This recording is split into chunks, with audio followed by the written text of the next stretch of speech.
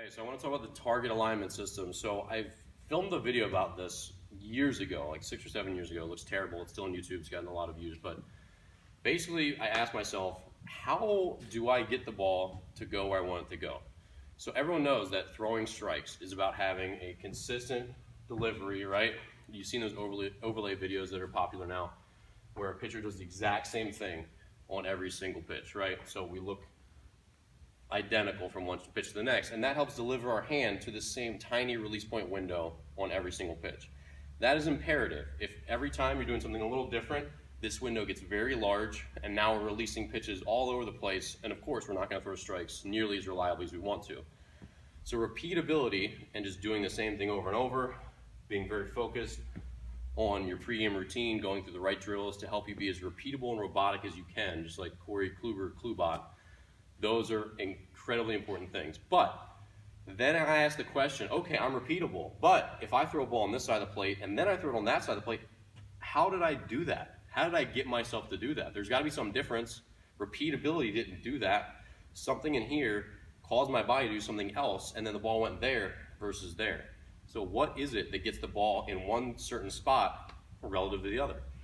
So that was what I was starting to talk about with target alignment. And what I just mean by that, it's just a stupid term I made up, is that I can kind of feel that when I go to my glove side, my eyes, my shoulder, they point to my target. My foot doesn't stride to different spots. So when I go outside, I'm not landing here. When I go inside, I'm not landing there.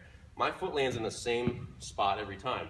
But my shoulders and my chest are what matter next about getting my hand to that spot, okay? So when I'm going glove side, my eyes are locked glove side. My shoulder is pointing a little more glove side than normal, probably. I don't have hard evidence of that.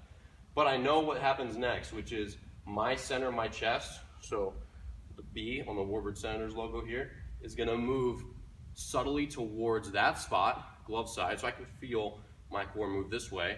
And then when I go to my arm side, it moves subtly that way. So this is the difference. This is an inside or an arm side fastball for me. This is a glove side fastball. And it starts here, glove side, arm side. It's very, very subtle, but it's the alignment of three things. My eyes first. So my body goes where my eyes tell it to go. My shoulder locks on it. So if my shoulder's over here, no shot I'm gonna hit my spot except by pure luck. So my eyes lock, my shoulder locks, and then my chest and also kind of my back hip, they both move towards that spot. When I watch bullpens from behind my catchers, which I do most of the time, I can see this from a mile away. So I know when I see a guy coming on the mound, when I see that, it's gonna be up or it's gonna be down. It's not gonna be on target. But when I see this, I know everything's coming towards the plate, and he has a good chance of hitting his spot. That's what I mean by target alignment. So again, you're thinking of, if you're like Iron Man, you have that big thing right in the center of your chest. I think you had in the center of his chest, right?